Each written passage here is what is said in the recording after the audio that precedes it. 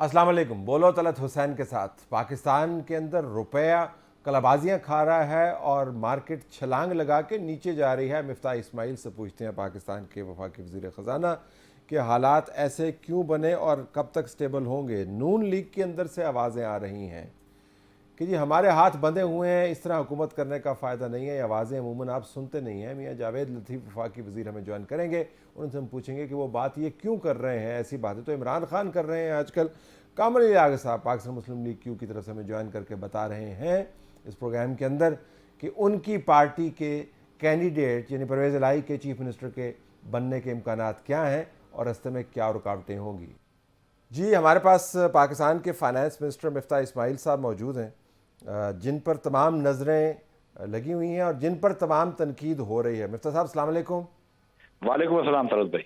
आपकी आज state bank में मीटिंग कैसी रही? सर आज हमारे यहाँ फाइनेंस मिनिस्ट्री में स्टेट बैंक के गवर्नर साहब भी तशरीफ लाए थे। वो मीटिंग जो थी वो सुबह मुफ्ती अल्लामा मुफ्ती तकी उस्मानी साहब के साथ थी। उनसे हम वो चाह रहे थे कुछ गाइडेंस ये जो रिबा का खात्मा करना है उसके सिलसिले में। तो ये जो मार्केट ज़िबा हो रही है इस पर कब मीटिंग करेंगे? सर जो मार्केट है उसके ऊपर आज हमें दोपहर को भी शाम में भी मीटिंग करेंगे 6 बजे इंपोर्ट वगैरह के ऊपर। और ये जो नंबर्स आए हैं इस पे हमको काफ़ी तशवीश है जो जिस किस्म से रुपया डिवैल्यू हुआ है। और सच्ची बात है कि मुझे कोई ऐसी कुछ पॉलिटिकल अनसर्टनिटी ज़रूर है लेकिन मुझे कोई ऐसी सूरत नज़र नहीं आ रही। पिछले साल से इस बार इंपोर्ट भी पिछले महीने से कम हो रहा है और हमारा इंपोर्ट तो बहुत कंट्रोल में है इस वक्त तक। तो मुझे ये समझ में नहीं आ रहा मार्केट के अंदर ये इतनी बेचैनी या गैर इत्मीनानी क्यों है। क्योंकि मेरे ख्याल से तो फंडामेंटल्स काफ़ी इम्प्रूव हो चुके हैं। एक गैर यकीनी की सूरत कता कलामी कर रहा हूँ, आपकी मादरत चाहता हूँ। ये हो सकती है कि हमारे प्रोग्राम पर पाकिस्तान का फाइनेंस मिनिस्टर ये कह रहा है कि मुझे समझ नहीं आ रही कि क्या हो रहा है।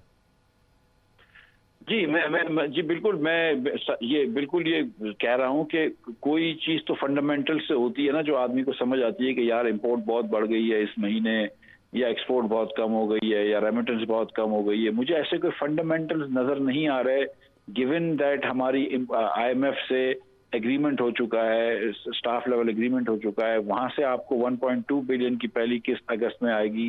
IMF ने 3 से 4 बिलियन का प्रोग्राम कर दिया है, 3 से बढ़ा के 4 बिलियन का प्रोग्राम कर दिया है। अब world bank, Asian development bank और एशियन इंफ्रास्ट्रक्चर बैंक के पैसे आना शुरू हो गए हैं। कल IMF वालों ने खुद ये बात की है कि सऊदी अरब से SDRs पाकिस्तान को मिल सकते हैं जिसके खिलाफ पाकिस्तान IMF से बोरो कर सकता है 1-2 बिलियन डॉलर्स। और हम ये बात कर चुके हैं कि एक दोस्त मुल्क जो है वो आपको 1.2 बिलियन डॉलर की ऑयल बाइंग फैसिलिटी दे रहा है। एक और दोस्त मुल्क आपको 200-300 मिलियन डॉलर पर मंथ या 3.6 बिलियन डॉलर पर ईयर पे गैस को डिफर्ड पेमेंट पे LNG बेचने के लिए तैयार तो है। सब कुछ दुरुस्त है, सब कुछ दुरुस्त है, लेकिन ये कलाबाजियाँ ख़त्म नहीं हो रही। तो जिससे मुराद मिफ्ताह साहब ये है कि जब finance minister who is the tsar of Pakistan economy right now, अगर वो ये कहते हैं कि हमें समझ नहीं आ रही, विच मीन्स के बेसिकली आपके पास फिर सोल्यूशन ही नहीं होगा, क्योंकि जिस मसले को आप समझ नहीं पा रहे उसका सोल्यूशन भी नहीं है ना फिर आपके पास।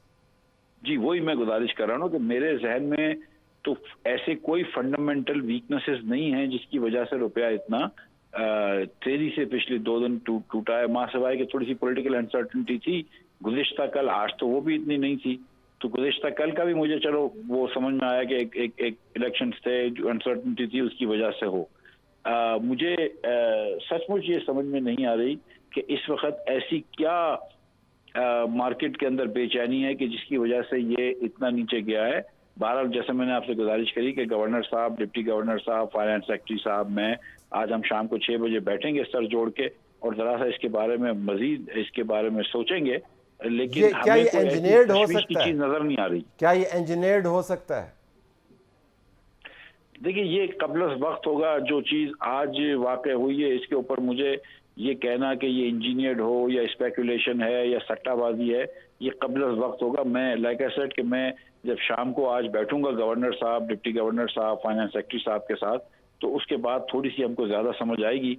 अभी तक मैं सचमुच आपको ये बता रहा हूँ कि कोई ऐसा फंडामेंटल वो नहीं है जो समझ में बात आ रही है। कोई ऐसी फंडामेंटल चीज नहीं है कि जिसकी वजह से रुपया गिरने लगे। और जो मुझे फॉरेन कमिटमेंट्स आ चुके हैं फ्रेंडली कंट्रीज से, IMF से, मल्टीलैटरल से, world bank and Asian development bank से, इसके बाद तो मुझे कोई बहुत ज्यादा तशवीश की चीज भी लेकिन नजर नहीं जो आई। स्टॉक मार्केट है उसके अंदर भी हलचल है, कल और से लेके आज तक जो है उसके अंदर आपको बहुत गिरावट नजर आती है, वो गिर रही है, उसकी क्या वजह? ये तरस भाई, स्टॉक मार्केट जो है ना, ये तो खैर पॉलिटिकल अनसर्टेनिटी पे रिएक्ट करती है कि पॉलिटिकल अनसर्टेनिटी जब होती है पाकिस्तान में तो उस पे एक रिएक्शन आता है। जब देखें, जो मैंने 2-3 दिन पहले प्रेस कॉन्फ्रेंस में बात की थी कि पिछले 1 साल से पाकिस्तान का क्रेडिट डिफॉल्ट रिस्क बढ़ रहा है, पाकिस्तान का जो डिफॉल्ट रिस्क है वो काफी बढ़ चुका है, हमारे बॉन्ड्स पे इंटरेस्ट बहुत बढ़ चुका है। अब जब पाकिस्तान की आपने पिछले 4 सालों में बहुत ज्यादा डेट बढ़ाई है पिछली हुकूमत ने, तो ये कुछ पाकिस्तान के सामने फंडामेंटल मसाइल तो थे और हैं, हम उसको सॉल्व कर रहे हैं। मैं ये समझता हूँ कि अब जबकि हमने सॉल्व करने शुरू कर दिए हैं, अगर मार्केट को इस बात का इत्मीनान हो जाएगा कि ये हुकूमत सॉल्व करती रहेगी और यही हुकूमत रहेगी, तो मेरे ख्याल से फिर मार्केट जो है वो आसान हो जाएगी और मार्केट में हलचल कम हो जाएगी। लेकिन ये पॉलिटिकल अनसर्टेनिटी जो है, ये इसके अलावा मुझे कोई बात समझ में नहीं आती कि ये इतना बड़ा रोल क्यों है। ज़रा मैं दोबारा उसके ऊपर वापस जाऊंगा कि हम मुसलसल रुपए की जो डिप्रिसिएशन है इसको समझने से क्यों कासर हैं, क्योंकि अगर आप बराबर में हिंदुस्तान में देखें तो शायद उनका भी रुपया जो है 6% डिप्रिशिएट किया है। मैं अपने कोई फिगर्स देख रहा था, उसमें तो शायद 30 से ऊपर ही अब निकल गया, आज तो कमाल ही हो गया, 225 पर खड़ा है। तो ये 1-2 दिन के वाक़यात नहीं है, ये तसलसल से गिर रहा है रुपया। तो क्या हम ये समझें कि 2-2.5 महीने के अंदर हम इस मसले को समझ ही नहीं पाए? मतलब ये कि क्या नहीं तरह साहब, वो तो मैं देखें, वो आप थोड़ा सा मेरे ख्याल से थोड़ी सी आप इस तरह सोचें इसको कि देखें, पिछले 2 दिन पहले मैंने ट्वीट किया था कि पिछले 1.5 महीने में रुपया जो है वो यूरो के सामने अप्रिशिएट हुआ है। पिछले 1.5 महीने में रुपया जो है वो येन के सामने अप्रिशिएट हुआ है। पिछले 1.5 महीने में रुपया जो है वो ब्रिटिश पाउंड के सामने अप्रिशिएट हुआ है, लेकिन डॉलर के सामने डिप्रिशिएट हुआ है, बिल्कुल, क्योंकि डॉलर जो है वो 22 साल की हिस्टोरिक हाई पे चला गया है। डॉलर जो है वो इस जनरेशन में इतना स्ट्रांग कभी नहीं रहा है जितना अभी स्ट्रांग हुआ है। पूरी जनरेशन में 2020 या 2002 से इतना स्ट्रांग। यूरो की भी पिटाई कर दी उसने, तो यूरो की पिटाई कर दी। यूरो जो कि हमेशा से, मतलब मैंने तो $1 और 28 सेंट्स को भी यूरो के बराबर देखा है, लेकिन अमूमन यूरो जो था वो $1.20 के बराबर होता था, आज वो पार पे आ गया है। पाउंड जो है वो $1.10 पे आ गया है। तो ये जिस किस्म की पिटाई हुई, तो ये बात तो बिल्कुल आई थिंक के समझ में सबको आ रही है कि डॉलर जो है वो बहुत स्ट्रांग हुआ है, बिकॉज अमेरिका के अंदर इंटरेस्ट रेट्स बढ़ाए गए हैं, और दूसरा कि ये सिक्योरिटी होती है, जो रुपया, दूसरी जो करेंसीज होती हैं वो investors move towards the dollars, ये तो हमेशा होता है। वो एकदम समझ में आती है बात, वो एक डॉलर की पूरी दुनिया की करेंसीज के सामने इंडेक्स में 11% बढ़ा है। जो मुझे समझ में नहीं आ रही, जो मैंने गुजारिश की और जिसको आप एक बात कह रहे हैं, वो पिछले जो खास तौर पे आज के दिन जो रुपया गिरा है, वो पॉलिटिकल अनसर्टेनिटी के अलावा मुझे कोई फंडामेंटल ऐसे नजर नहीं आ रहा है जिसकी वजह से रुपया गिरा हो। अब इसमें जिसको विशस साइकिल कहते हैं, आप विशस साइकिल के अंदर एंटर हो जाते हैं, क्योंकि सियासी गैर यकीनी के नतीजे में रुपया गिरता है, मार्केट्स के अंदर गैर यकीनी की सूरत हाल पैदा होती है। उस गैर यकीनी के नतीजे में गैर यकीनी मज़ीद फैलती है जब सिटिंग हुकूमत को सियासी तौर पर धचके लगते हैं और उनके ऊपर अपोजिशन का दबाव आता है। मैं सिर्फ इमरान खान का एक ट्वीट आपके सामने पढ़ देता हूँ। उन्होंने लिखा है कि when US regime change conspiracy vote of no confidence was tabled, dollar was at ₹178. Today it is at ₹224 and in free fall despite IMF agreement. The economic meltdown shows Sharifs never had any expertise in running economy or administration. Their only expertise is looting money, laundering and getting NROs. ये एक point of view है। जो हमने कल जो लोग हारे ये इंतखाबात पंजाब के अंदर, उनमें से 3 से हमने प्रोग्राम पर बात की, 6 से मैंने प्रोग्राम के अलावा बात की। अगर उनके लब पर एक लफ्ज़ है वो है महंगाई। सो इन अ वे जब तक आप सोल्यूशंस फाइंड करेंगे तब तक तो सियासी तौर पर कबाड़ा हो जाएगा। तो आपकी तरफ तवक्कुआत सिर्फ इकोनॉमी की नहीं है, पॉलिटिक्स की भी है, आपकी पार्टी की भी है। देखिए तरह साहब, मैं इस बात पे बहुत क्लियर हूँ कि मेरी जॉब जो है ना वो इस वक्त पाकिस्तान को डिफॉल्ट से बचाने की है। मैं इसमें बहुत क्लियर है, मेरे पास पूरी जहन में क्लैरिटी है और इसमें कोई डाउट नहीं है कि मैं इस वक्त पॉलिटिक्स को नहीं देख रहा हूँ। جب میں ادھر آیا تھا، جب آپ نے مجھے اس ملک کا فائنانس منسٹر بنایا تھا، تو میں 2 دن ٹھہر کے IMF چلا گیا تھا. میں پاگل نہیں تھا کہ دوسرے دن 1.5 دن آفس گیا ہوں اور اس کے بعد رات کو میں فلائی کر کے IMF چلا گیا تھا. سمپلی بیکاز کہ it is most important for me کہ یہ ہم پاکستان کو ڈیفالٹ سے روکیں. It is most important for me کہ یہ ہم پورا ملک جو ہے، آپ اس وقت سری لنکا کا حال دیکھیں کہ کیا ہے کہ 8-8 9-9 دن کی لوگوں نے لائن لگائی ہوتی ہے پیٹرول کی، اور 3000 روپے گیلن پیٹرول، لیٹر پیٹرول نہیں ملتا. پاکستان اللہ کی مہربانی سے ہم نے جو بھی مشکل فیصلے لیے، اور مجھے پتا ہے اس کی وجہ سے مہنگائی آئی ہے، لیکن جو بھی ہم نے مشکل فیصلے لیے، آج پاکستان نارمل طریقے سے چل رہا ہے. آپ کے بٹن کھولتے ہیں تو بجلی آ جاتی ہے، سوئچ آن کرتے ہیں تو آپ پیٹرول پمپ پہ جاتے ہیں تو پیٹرول مل رہا ہے، ہر چیز چل رہی ہے آپ کی. تو یہ ہم نے پاکستان کو ویری ڈیفیکلٹ سرکمسٹانسز میں، عمران خان صاحب جہاں چھوڑ کے گئے تھے، وہ جتنی بھی جھوٹ کی اپنی نیریٹو لے لیں، جہاں پہ چھوڑ کے گئے تھے وہ 4.25 سال میں انہوں نے. لیکن بسر احترام آپ نے خود ہی فرمایا پہلے کہ پولیٹیکل انسرٹینٹی کی وجہ سے معاشی طور پر آپ کو ایک یہ کیفیت نظر آتی ہے. سو آپ اپنے آپ کو اپنے ایکشنز کے پولیٹیکل کانسیکوینسز سے علیحدہ نہیں رکھ سکتے. آپ صرف اکانومی سے ڈیل نہیں کر رہے، آپ پولیٹیکل اکانومی کے ساتھ ڈیل کر رہے ہیں. تو جب تک سلوشنز نہیں ہوں گے جلدی، تب تک پالیٹکس آپ کی اکنامک پلاننگ کو سبورٹ کرتی رہے گی. یہ گزارش کر رہا ہوں. وہ اب دیکھیں، آپ کی بات میں بالکل وزن ہے، لیکن میری گزارش یہ ہے کہ پچھلے صرف 2 دن کی میں یہ بات کر رہا ہوں کہ پولیٹیکل انسرٹنٹی آج کے دن کی وجہ سے یہ ہے. میرا مقصد کہنے کا یہ تھا کہ آج اکنامک فنڈامنٹل یہ بات نہیں کہہ رہے کہ روپیہ اتنا ڈی ویلیو ہونا چاہیے. دیٹ سیڈ ہمارے پاس کیا چوائس تھی؟ اگر عمران خان صاحب نے، میں آپ کو ایک مثال دیتا ہوں کہ پچھلے سال 1100 ارب روپیہ تو صرف پاور کی فیکٹری منسٹری کو دیا ہے، پیٹرول فائنانس منسٹری نے. اس کے علاوہ 280 ارب روپے کا ایک اور انہوں نے سرکولر ڈیٹ کیا ہے. جس طرح IMF کاؤنٹ کرتی ہے 850 ارب روپے کا سرکولر ڈیٹ کیا ہے، جس کے 600 روپے ہم نے اس کو پے کیے.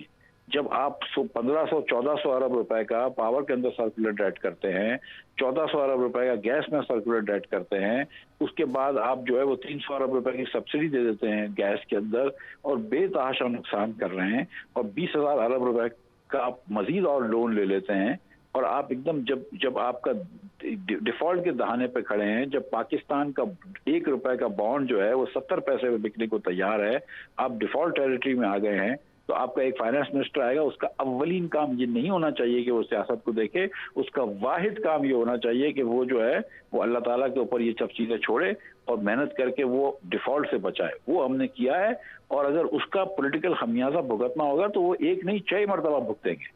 میں آپ کو یہ یقین دلا رہا ہوں. لیکن میں آپ کو بتا رہا ہوں کہ انشاءاللہ تعالی اگلے چند دنوں میں آپ دیکھیں گے کہ صورتحال بہتر ہوگی انشاءاللہ. یہ جو 1-2 دن سے پولیٹیکل انسرٹنٹی پھر سے ہوئی ہے، یہ بھی کنٹرول میں آ جائے گی انشاءاللہ، اور آپ دیکھیں گے کہ چیزیں بہتر ہو جائیں گی. جب آپ نے یہ فرمایا کہ چیزیں بہتر ہو جائیں گی، تو کیا آپ تھوڑے سے اسپیسیفک ہو سکتے ہیں؟ کیا انڈیکیٹرز ہیں جن کو ہم دیکھیں کہ اب یہ بہتر ہو رہی ہیں؟ کیا 1-2 چیزیں؟ روپے کی گراوٹ گر جائے گی، جو مارکیٹس ہیں ان میں ذرا تحمل ہے، کیا ہوگا؟ دیکھیے میں سمجھتا ہوں کہ روپے کی گراوٹ میں خاتمہ ہونا چاہیے، بلکہ تھوڑا سا ریورس ہونا چاہیے. میں یہ سمجھتا ہوں کہ اسٹاک مارکیٹ جو ہے اس کے اندر اسٹیبلٹی آنی چاہیے، تھوڑی امپروومنٹ آنی چاہیے. میں یہ سمجھتا ہوں کہ انفلیشن کے اندر جو پچھلے مہینے ہم نے جون میں ریکارڈ کیا تھا وہ کمی آنی چاہیے.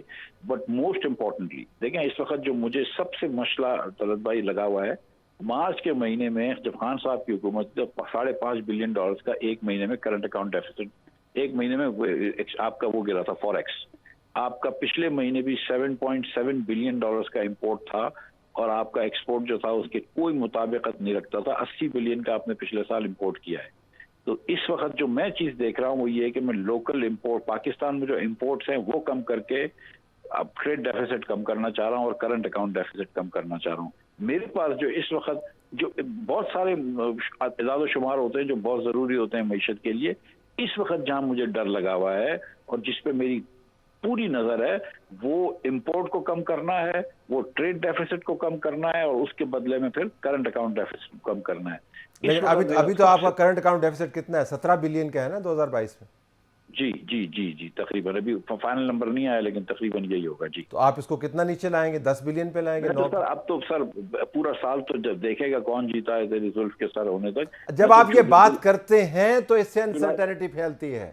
جب آپ کی جماعت یہ دیکھیں، جب آپ کی جماعت اس وجہ سے میں اصرار کروں گا، اس وجہ سے نہیں کہ ہم جرنلسٹ اور پالیٹکس پہ زیادہ فوکس کرتے ہیں اس وجہ سے کہ جب یہ آپ بات کرتے ہیں کہ ہمیں کیا پتا کیا ہونے والا ہے, that's exactly what creates volatility in the markets.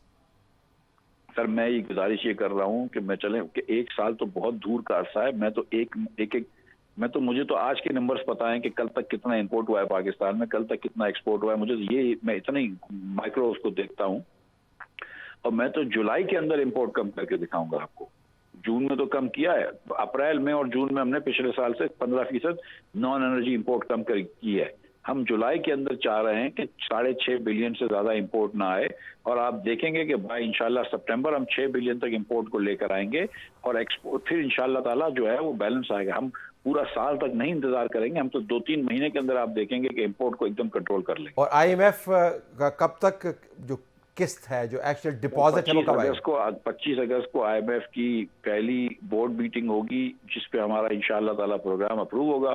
اس کے 1 یا 2 دن کے بعد انشاءاللہ یا 3 دن کے بعد پرویز الہی صاحب کو بتا دیجیے گا, کیونکہ آج انہوں نے جو بیان دیا ہے وہ خطرناک ہے. وہ کہہ رہے ہیں کہ مفتاح کا مفتاح لگا ہوا ہے.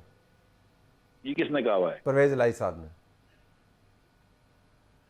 اب خیر میں اب کیا نہیں, but you understand how politics is basically جو آپ کر رہے ہیں نہیں کر رہے ہیں, پالیٹکس جو ہے وہ آپ کا گھیراؤ کیے ہوئے ہے. اچھا یہ بتائیے گا کہ اسٹیٹ بینک کے گورنر سے آج آپ کی میٹنگ ہے شام کو؟ جی. کون سا گورنر؟ آج you don't have a governor? نہیں, جو سینئر موسٹ ایکٹنگ گورنر ہوتے ہیں مرتضیٰ سید صاحب, وہ ایکٹنگ تو گورنر. مفتاح صاحب آپ اسٹیٹ بینک کا گورنر کیوں نہیں لگا رہے ہیں؟ طلعت بھائی, میں اس میں میری غلطی ہے, میں یہ ایڈمٹ کرتا ہوں. میں پہلے بجٹ میں بہت بزی تھا, اس کے بعد پھر میں آئی ایم ایف کے پروگرام میں busy to appoint the state bank governor. Miftah صاحب جی, میری گزارش یہ ہے کہ اسٹیٹ بینک کے ایک گورنر ہیں, ڈپٹی گورنر, جو کہ اس وقت کام کر رہے تھے اسٹیٹ آئی ایم ایف میں. وہ 18 سال نوکری کر چکے ہیں, تو ان کو بہت انہیں کو پکا کر دیں, پھر انہیں کو پکا کر دیں. وہ جیسے میں نے گزارش کری کہ ہم نے پرائم منسٹر صاحب کو 6 لوگوں کا انٹرویو کروایا, اور آپ نے 6 کے 6, انہوں نے 6 کے 6 ریجیکٹ کر دیے. نہیں ہوا ہے اس طرح کا؟ نہیں ریجیکٹ نہیں کیا. ایکچولی سچی بات ہے کہ ریجیکٹ تو اس میں سے ایک بھی نہیں کیا. لیکن سلیکٹ کسی کو نہیں کیا. میری بات, میں آپ کو سیدھی بات بتاتا ہوں کہ اس پہ اور بھی 5-6 لوگ تھے. اسحاق ڈار صاحب تھے, خواجہ آصف تھے, شاہد عباسی صاحب تھے, سلیم مانڈوی والا صاحب تھے, احسن اقبال صاحب تھے.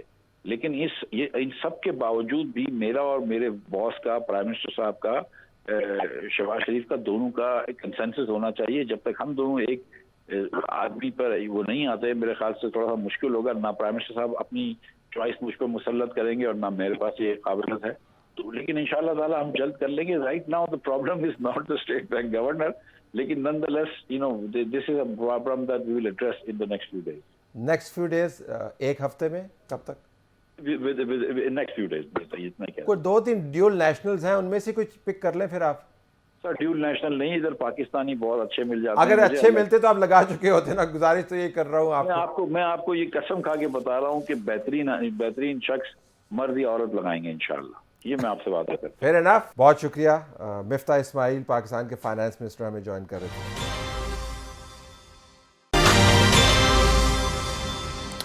پروگرام میں خوش آمدید ناظرین. مفتاح اسماعیل کی آپ نے بات سن لی, اور ہم نے ان کے ساتھ اصرار سے یہ معاملہ اٹھایا کہ جو بھی معاشی مسائل ہیں وہ سیاسی ڈس ایڈوانٹیج میں بلکہ دھچکوں میں تبدیل ہو رہے ہیں. سیاسی دھچکوں کے اوپر ایک اور نقطہ نظر بھی ہے جو سننا بڑا ضروری ہے. ہمارے پاس میاں جاوید لطیف موجود ہیں, وفاقی وزیر مسلم لیگ نواز کی طرف سے. میاں صاحب السلام علیکم. جی بھائی السلام. میاں صاحب آپ نے ایک بڑی دھواں دار پریس کانفرنس کی, بڑی آپ نے زبردست باتیں کی اس میں. جی.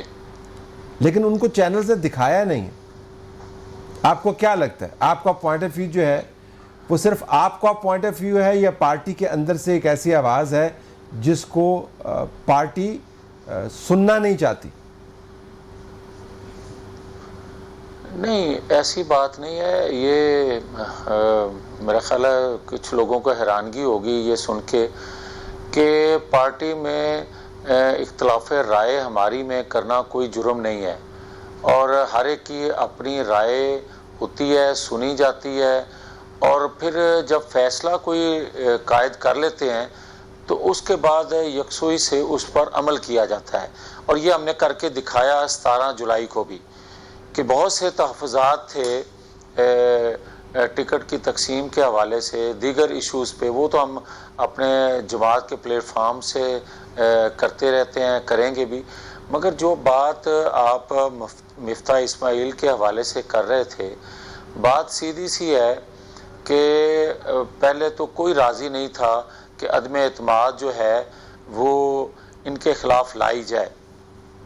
ہم نے ایک جو جماعت کے اندر آواز تھی کہ اگر خدا نخواستہ ہم عدم اعتماد کامیاب نہیں کرواتے یا نہیں ہوتی، اس حکومت سے جان نہیں چھوٹتی، تو معاشی طور پہ پاکستان دیوالیہ ہو جائے گا، اور یہ یقیناً اس طرف لے کر ملک کو جا رہا ہے۔ وہ ایک قومی سوچ تھی، اور قومی جماعتیں ریاست کے لیے یہ قربانیاں دینی چاہیے جو کہ ماضی میں قومی جماعتوں نے نہیں دیں، مگر ہم نے وہ بھی کر کے دکھایا کہ ہم ایک وسیع تر قومی مفاد میں ہم نے وہ فیصلہ لیا۔ مگر طلعت صاحب، کسی کو یہ اختیار نہیں تھا کہ آپ جو پچھلا ملبہ ہے سارا اداروں میں بیٹھے لوگوں کی غلطیوں کا، یا عمران خان نے جو 4 سالوں میں ملک کی تباہی کی، جس وجہ سے معیشت تباہ ہوئی اور جس وجہ سے آپ کو عدم اعتماد کرنا پڑی ان کے خلاف اور حکومت میں آنے کی ضرورت پیش آئی، اس کو آپ نظر انداز کر دیں۔ یہ تھا تو وہ کس وجہ نے میاں صاحب قطع کلامی، کس نے نظر انداز کیا؟ کسی نے نظر انداز نہیں کیا، کس نے نظر انداز کیا؟ نہیں نظر انداز آپ دیکھیں کہ طلعت حسین صاحب کہ 8 سال سے فارن فنڈنگ کیس لٹکا ہوا ہے، اور اب تو 1 ماہ سے اوپر ہو گیا فیصلہ محفوظ کیے ہوئے۔ کوئی بتائے کہ اس طرح ہوتا ہے۔ تیسرا یہ بتائیں کہ کیا یہ آج بھی لاڈلا نہیں ہے کہ آپ ایک انٹرم بیل، کوئی بھی آپ ماشاءاللہ میرے جیسے تو آپ کے اسٹوڈنٹ ہیں، مگر آپ یہ بتانا پسند کریں گے کہ انٹرم بیل بغیر پیش ہوئے کنفرم ہو جاتی ہے یا پھر بیل ڈیٹ مل جاتی ہے؟ یہاں تو یہ بھی ہو رہا ہے، اور کس کے لیے ہو رہا ہے؟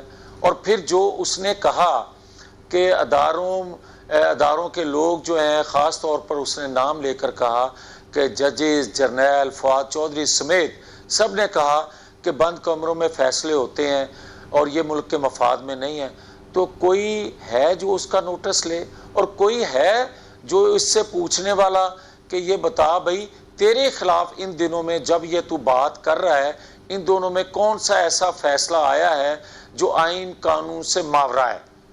اور جبکہ دوسرے لوگوں کے خلاف تو فیصلے آئین قانون سے ہٹ کے آئے ہیں، آپ کے خلاف تو کچھ نہیں ہوا۔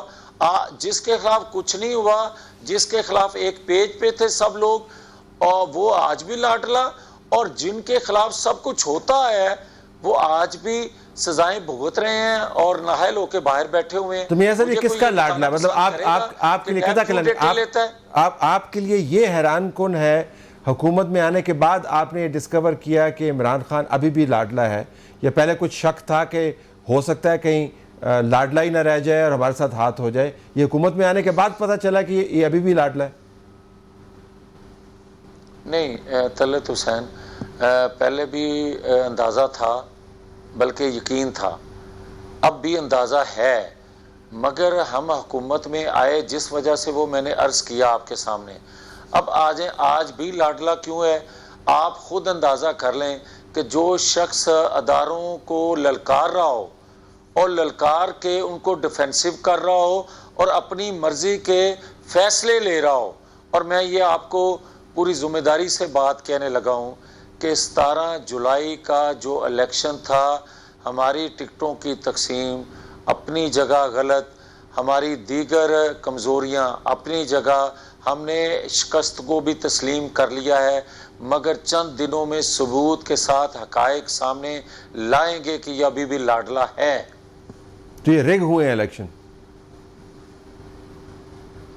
میں چند دنوں بعد آپ کو اس پہ ضرور بات کروں گا۔ دیکھیں، کل میں نے آصف بھا سے میں بات کر رہا تھا خوشاب کے اندر، تو انہوں نے تو واضح انداز سے بتا دیا کہ ان کے خیال میں کوئی چھوٹا موٹا جرلو جو اس کو ہم عام زبان میں کہتے ہیں وہ چلا ہے۔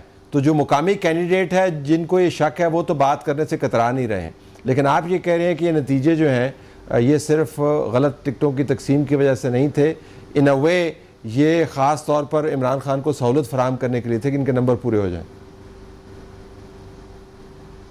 دیکھیں بات یہ ہے کہ کوئی بتانا یا پوچھنا پسند فرمائے گا کہ جس طرح ان پچھلے 8-10 دنوں میں ہوا ہے جو کچھ، کیا نیوٹرل اس طرح ہوتے ہیں؟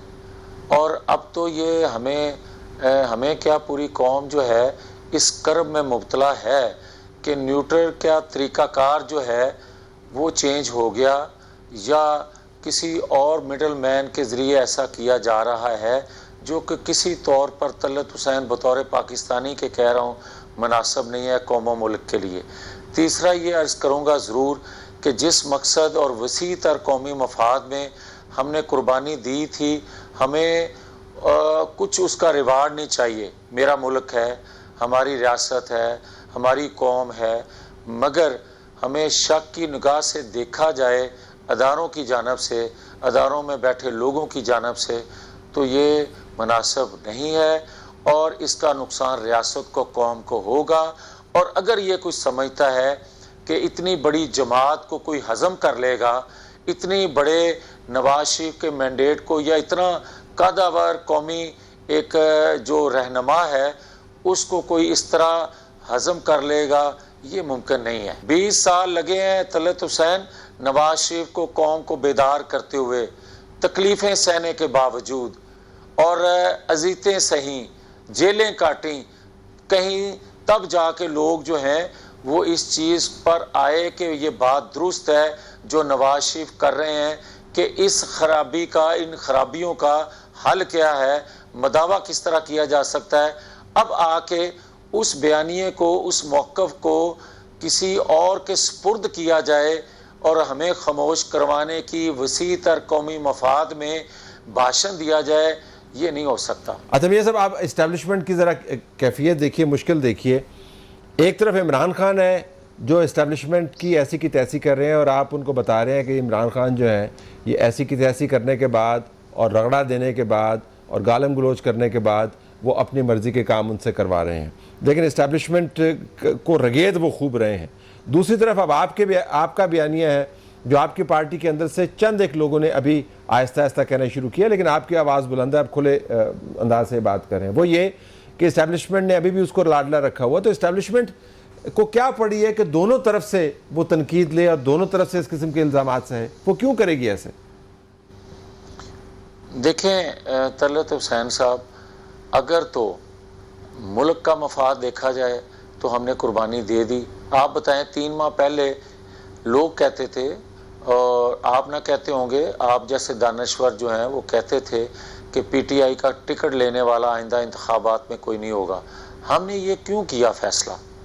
اس لیے کیا نا کہ ریاست کو آج ضرورت ہے ہماری، مگر یہ تو کوئی بتائے نا کہ جو کچھ ہمارے ساتھ ان 3 ماہ میں کیا گیا ہے، کوئی بتائے کہ ہم با اختیار ہیں، کوئی بتائے کہ عمران خان کی کرپشن پر ہم ہاتھ ڈال سکتے ہیں، کوئی بتائے کہ ہم نواز شریف جو بے گناہ ہونے کے باوجود سزا یافتہ آج بھی ہے، مریم نواز شریف سزا یافتہ ہے، تاحیات نواز شریف نااہل ہو چکے ہیں، ہم بے گناہ ہونے کے باوجود اس کے لیے کچھ کر سکتے ہیں؟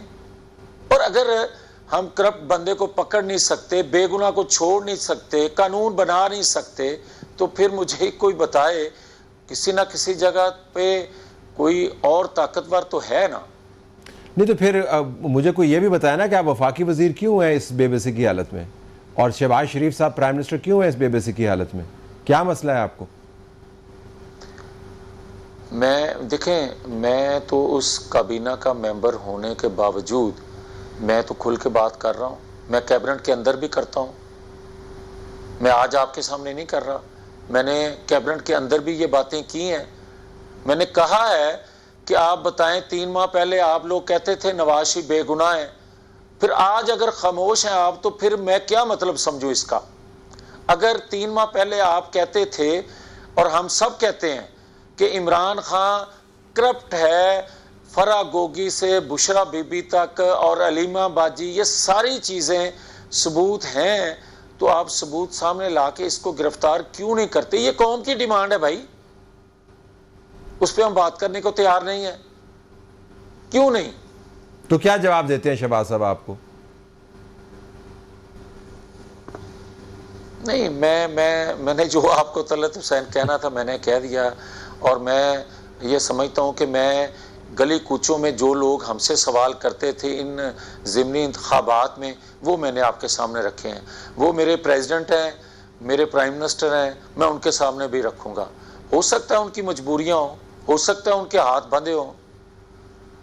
اچھا یہ فرمائے گا اگلا مرحلہ کیا ہونا چاہیے آپ کے خیال میں؟ نئے انتخابات کر دینے چاہیے؟ وفاقی حکومت کو اپنا ٹینیور پورا کرنا چاہیے؟ کیا کرنا چاہیے؟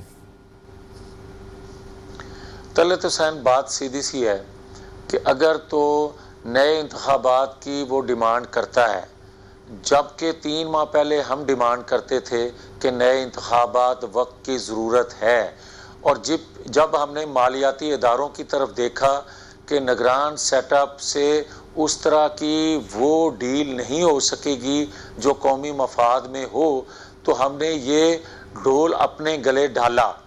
مگر کیا آج وہ ضرورت پوری ہو گئی ہے؟ اس کے باوجود بھی کہ ہم غیر مقبول فیصلے کرتے کرتے یہاں تک آ پہنچے کہ 17 جولائی آ گئی. اس کے باوجود بھی میں یہ کہتا ہوں کہ اگر عمران خان یہ کہتا ہے کہ ہر صورت نئے انتخابات ہونے چاہیے، تو پنجاب میں بھی آج اس کی اکثریت ہے، خیبر پختونخوا کی میں بھی اس کی اکثریت ہے. دونوں صوبوں کی اسمبلیاں توڑے ہم الیکشن کی طرف آتے ہیں. آئے بسم اللہ کریں. اگر نہیں ٹوٹے مگر تو پھر اسمبلیاں رکھیں آپ صوبائی، اور نیشنل آپ صوبائی اسمبلیاں رکھیں، اور جہاں آپ اقتدار میں نہیں ہیں وہاں آپ یہ شور کریں اور مطالبہ کریں. یہ جائز نہیں ہے، یہ قابل قبول نہیں ہوگا. میں کہتا ہوں مناسب نہیں ہے.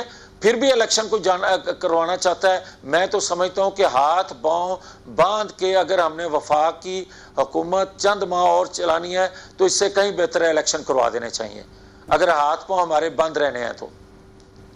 میاں جاوید لطیف صاحب، I have to leave it here. بہت شکریہ، آپ نے اپنے خیالات ہم سے شیئر کیے. ناظرین، یہ آواز پاکستان مسلم لیگ نون میں سے آپ کو عموماً سنائی نہیں دیتی کیونکہ اس کی کوئی کوریج نہیں کرتا، لیکن بہت سٹرونگ آرگومنٹ ہے. آپ اس اتفاق کریں یا نہ کریں، میرے اپنے اس کے اوپر اعتراضات ہو سکتے ہیں، لیکن آرگومنٹ ہے بڑا سٹرونگ. پروگرام میں خوش آمدید ناظرین. چودھری پرویز الہی بطور وزیر اعلیٰ مختلف قسم کے حالات و واقعات سے گزرتے ہوئے اس موقع پر ان کا وزیر اعلیٰ بننا جو ہے وہ کافی پارٹی کے حوالے سے اسسمنٹ میں واضح امکان لگ رہا ہے. ہمارے پاس سینئر رہنما پاکستان مسلم لیگ کاف کامل علی آغا صاحب موجود ہیں. آغا صاحب السلام علیکم. جی وعلیکم السلام.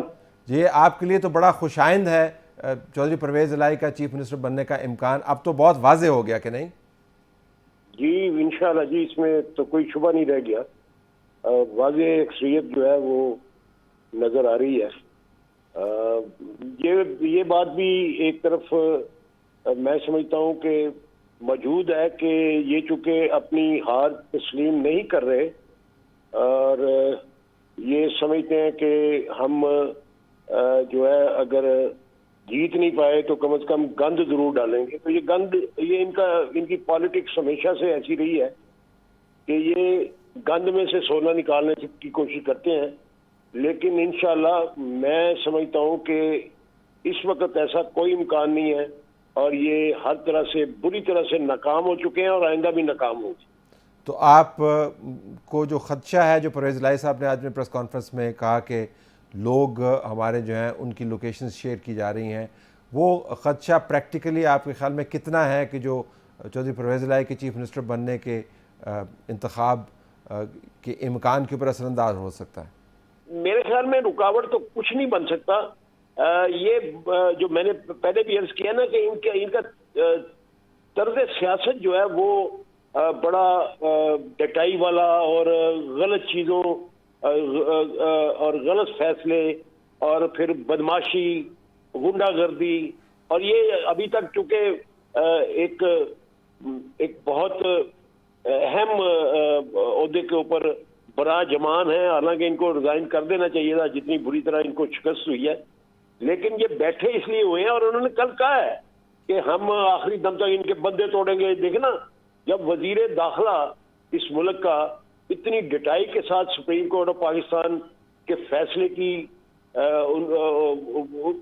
کلیئر ورڈکٹ کے خلاف جا رہا اور کہہ رہا ہوں کہ میں 5 بندے توڑوں گا، یعنی 5 بندے توڑنے کی جو عمل ہے انہوں نے شروع کیا ہے، تو ظاہر ہے گند ڈالیں گے نا. حالانکہ پی ٹی آئی کے اور ہمارے بندے جو ہیں الحمدللہ یہ بار بار کوشش کے یہ جو ٹوٹنے تھے وہ ٹوٹ گئے. تو پی ٹی آئی کے تمام لوگ ووٹ ڈالیں گے پرویز الہی صاحب کو؟ تمام کے تمام ووٹ ہو سکتا ہے از خود ہی 3-4 کھسک جائیں؟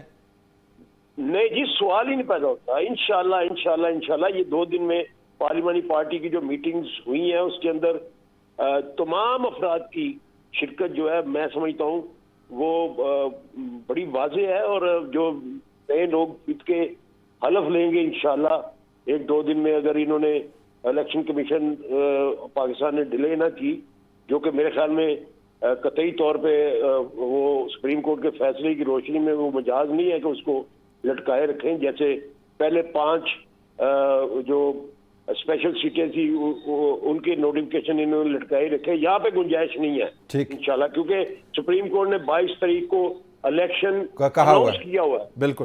تو بالکل آخر میں نمبر کتنا نمبر ہے آپ کے ذہن میں؟